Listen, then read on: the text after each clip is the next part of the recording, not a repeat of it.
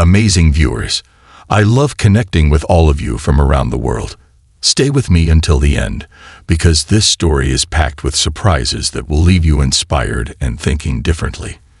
Today's twist is something no one saw coming. And if it's your first time here, make sure to hit that subscribe button.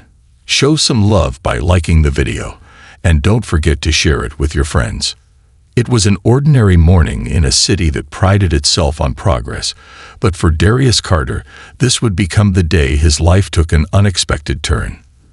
The kind of moment where the mundane collided with the extraordinary. The kind of moment that leaves a mark, not just on you, but on everyone watching, whether they know it or not. Darius pulled his sleek black Range Rover into what appeared to be a perfectly legal parking spot. The lines, faded from years of wear, were barely visible, but there was enough of a pattern for most drivers to assume it was a valid space. He stepped out, adjusting his tailored navy suit with the confidence of a man who had built an empire from scratch. At 38, Darius was the epitome of success, a tech mogul, and a pillar in his community. His company, Carter Technologies, had been steadily expanding, even in the face of an economic downturn. This morning had been particularly good. He just finalized a deal with a major healthcare provider, ensuring his business would continue to thrive. As he entered the cozy West Side coffee, the rich aroma of freshly brewed espresso greeted him. Lisa, the barista, was already preparing his usual, an extra shot, double espresso. "Morning, Mr. Carter," she called out over the hiss of the espresso machine. "You know it," he replied with a smile, always in a good mood, especially when life was going so smoothly. But out on the street, across from the coffee shop, Officer Brad Winters was watching with a different mindset. At just 26, Winters was still eager to make a name for himself on the force, and he wasn't about to let a fancy car and a fancy suit slide by without being scrutinized. He had been stuck issuing parking tickets and dealing with noise complaints for 3 years, feeling like his career was going nowhere. Seeing Darius step out of his luxury vehicle, Winters saw an opportunity. "Look at that," he muttered to himself, eyes narrowing. "That he thinks the rules don't apply to him." Officer Winters quickly radioed in, his voice sharp. "Officer Winters here, issuing a citation for illegal parking on Main Street. Copy that." He approached the Range Rover with determination, circling the car like a hawk. He found no other violations, but that didn't matter. This moment was his chance to prove himself. Winters methodically wrote up the ticket, placing it under the windshield wiper, without a second thought. Back inside the coffee shop, Darius caught a glimpse of the officer moving around his car. "I think I'm getting a ticket," he said with a frown, turning to Lisa. "For what?" she asked, glancing outside, and then back at him. "Apparently, the lines are too faded to be a valid parking spot," he said, walking out the door. "I better go see what's going on." As he stepped outside, Winters had just finished writing the ticket and was about to walk away. Darius approached with calm confidence, trying to resolve the issue. "Excuse me, officer, is there a problem with my parking?" Winters, already annoyed, turned to face him with a slight smirk. "Good morning, sir. You're parked in a no-parking zone." Darius glanced down at the lines, then back at the officer. "I'm sorry, but the lines are barely visible. I thought this was a legitimate spot." "Ignorance of the law isn't an excuse," Winters replied, his tone hardening. "I'm not arguing," Darius said, trying to keep things civil. "But that sign over there is partially obscured by a tree, and these lines are hardly visible from here." Winters stiffened, but his response was sharp. "The ticket has already been issued. You can contest it in court." As their exchange continued, a second patrol car pulled up, and Officer Craig Sullivan, a seasoned 52-year-old cop with 20 years on the force, stepped out. His eyes scanned the situation with practiced indifference, immediately sizing up the situation. When he saw Darius, standing composed, in his designer suit, something in his eyes flickered. He didn't like the look of this guy. He didn't like what he represented. "Everything all right here?" Sullivan asked, his voice low but commanding. Winters straightened up, reporting the situation with growing confidence. "Just issuing a parking citation, sir." Sullivan's cold blue eyes narrowed as he looked at Darius. The tone shifted quickly from professional to personal as Winters added, "This gentleman seems to think the rules don't apply to him." Darius, maintaining his calm, interjected, "I never said that. I'm simply pointing out that the restrictions aren't clearly marked." But the tension was already building. The crowd outside the coffee shop had started to gather, watching the interaction with growing concern. The situation was spiraling out of control, and Darius knew that it was no longer just about a parking ticket. Something else was at play here. As Sullivan's eyes locked onto him, Darius realized that the game was shifting. This wasn't just a dispute over parking. It was becoming a test of power. And for the first time, Darius felt the weight of that power pressing against him, as if the rules no longer mattered, and the situation was about to escalate beyond his control. Little did Darius know, this simple parking ticket would set off a chain of events that would change everything. The air between Darius and the officers crackled with an unspoken tension, thick with the kind of unease that only escalates when one side starts to feel their authority slipping. Winters, now emboldened by Sullivan's arrival, had made it clear he wasn't interested in reason. Darius, despite his calm demeanor, could feel the situation shifting, spiraling into something bigger than a simple misunderstanding. This wasn't just about parking, it was about power. And he was about to experience firsthand how quickly that power could be used to crush a person underfoot. Sullivan's cold gaze lingered on Darius, sizing him up as if he were a puzzle to solve. His tone shifted from professional to something far less civil. "Sir, are you refusing to accept the citation?" Sullivan asked, his voice hard and sharp, the kind of voice used to commanding respect through intimidation. "No, officer," Darius replied steadily, keeping his voice level. "I'm simply trying to have a reasonable conversation about the circumstances here." But as Darius spoke, Sullivan's posture grew more rigid, the muscles in his neck tightening as if he were preparing for a confrontation. "What's your name?" Sullivan demanded, his voice now dripping with suspicion. "Darius Carter," Darius answered, maintaining eye contact. There was a slight hesitation in Sullivan's stance, but only for a moment. Sullivan's eyes narrowed. "ID, please." Darius paused, his hand inches away from his wallet. "Am I being detained? I don't understand why you need my identification for a parking violation." A sudden shift. Sullivan's hand twitched, ready to move to his holster. "When an officer asks for ID, you provide it," he snapped, his voice growing louder, more forceful. It wasn't about the law anymore. It was about asserting control. Darius could feel it in the pit of his stomach. This was no longer just about a ticket. It was about proving a point. Darius, carefully watching every movement, reached for his wallet.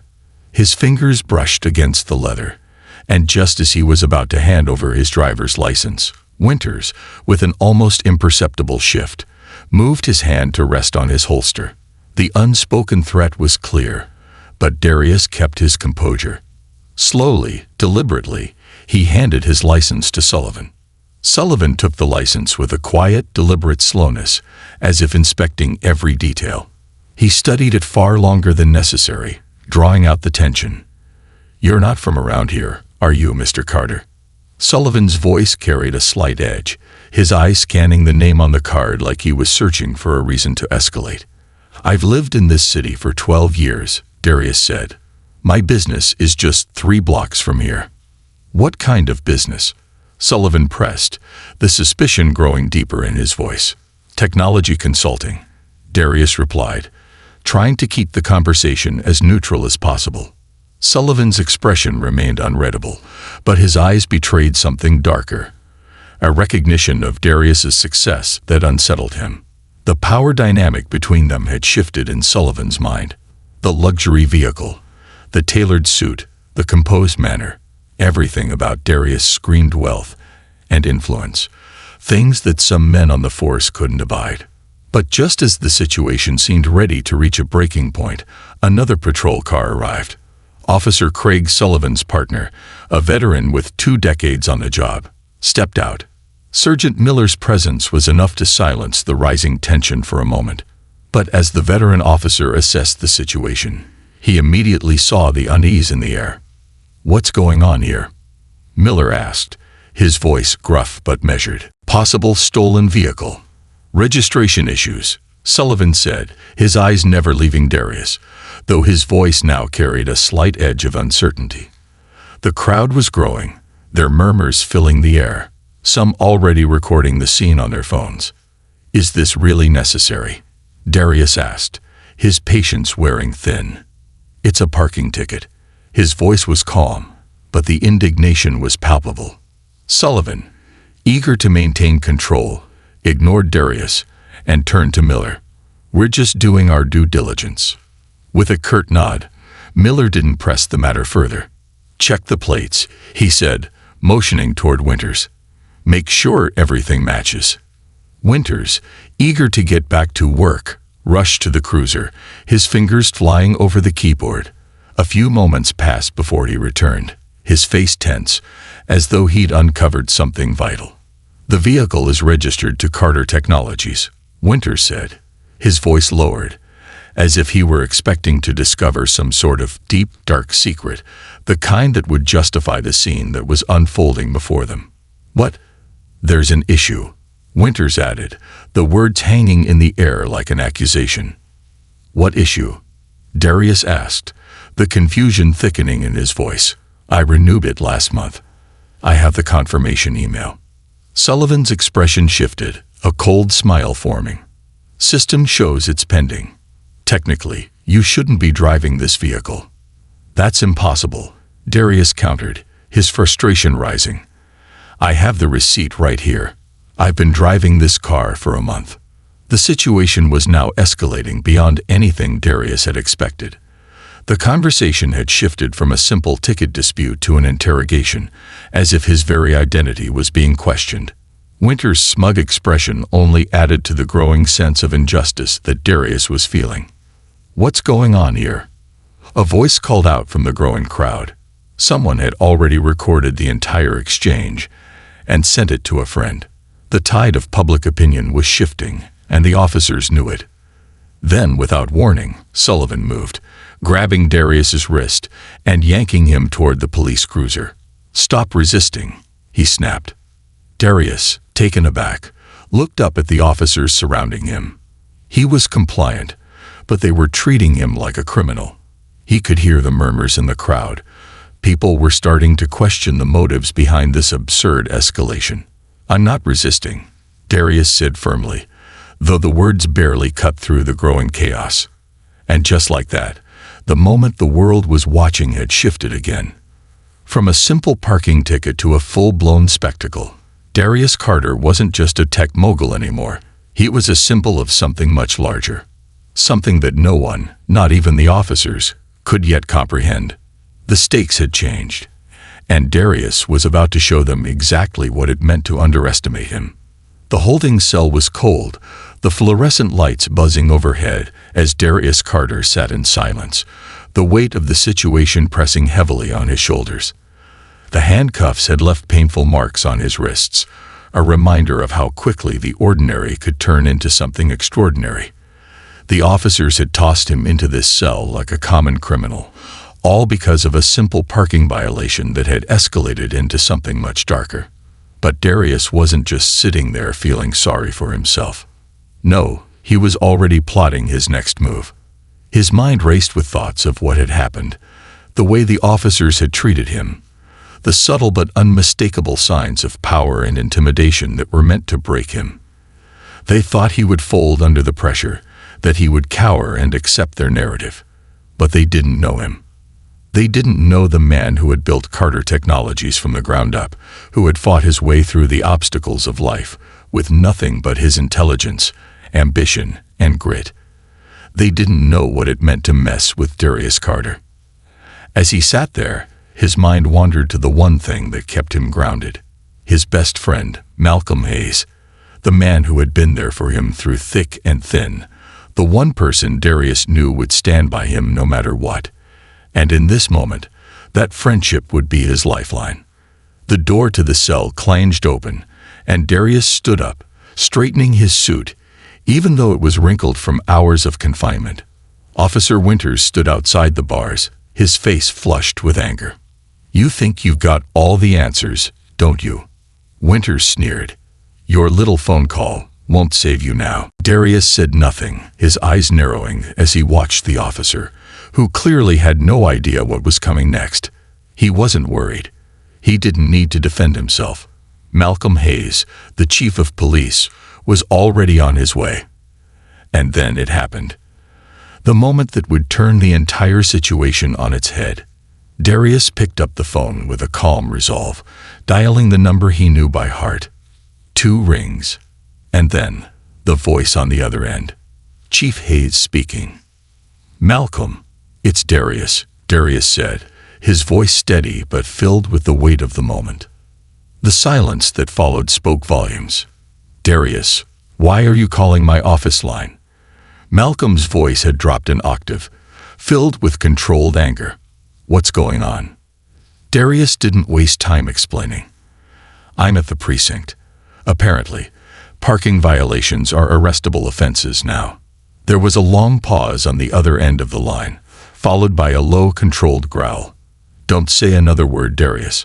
I'm on my way." And with that, everything changed.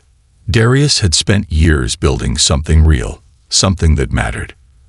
And now, the very system that had tried to break him would be forced to reckon with the consequences of their actions. The officers, the precinct, the corruption.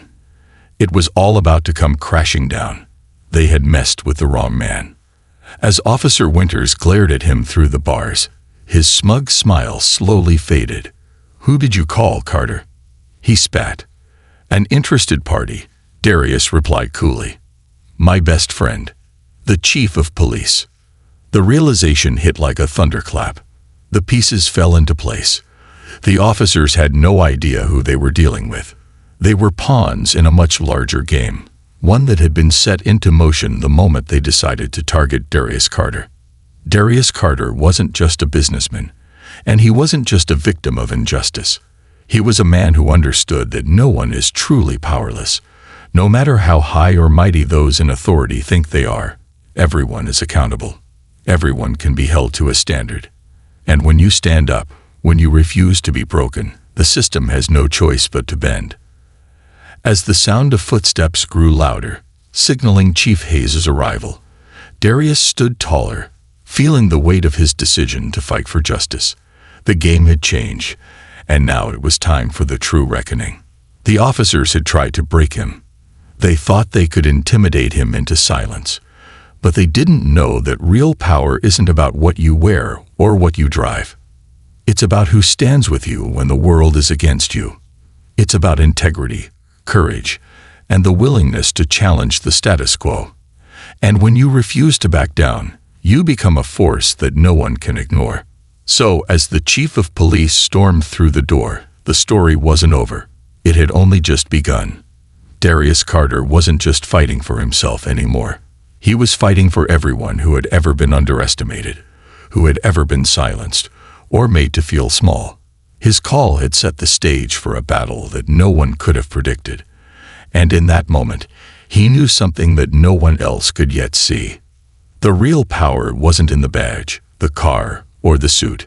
It was in standing up when everyone else tries to knock you down. It was in making the call that changes everything. And that, Darius knew, was only the beginning.